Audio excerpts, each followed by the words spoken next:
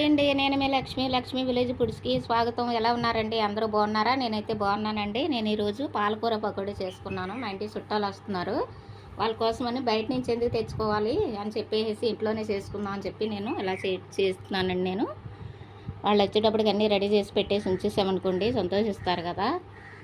అందుకని ఇదే చూసారా ఎంత కరకరలాడుతున్నాయో. ఈ పాలకూర పకోడీ ఎలా తయారు చేసుకోవాలో నేను వీడియోలోకి వెళ్ళి చూపిస్తానండి. మన దొడ్లోనే ఉంటుంది కదా, మన పెరట్లో పాలకూర ఒక కట్ట అండి.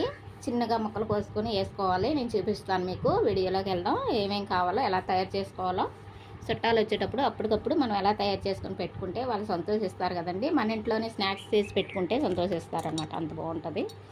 నేను ఇంత ఇలా కరకరలాడే నేను ఈ పకోడీ ఎలా చేసుకోవాలనేది నేను మీకు చూపించేస్తాను. నాకైతే నోరు ఊరిపోతుందండి బాబు, తినాలనిపిస్తుంది అనమాట. అంత బాగున్నాయి. చాలా మేము చేసుకుని తింటాం కాబట్టి నేనైతే ఎక్కువగా చెప్పను.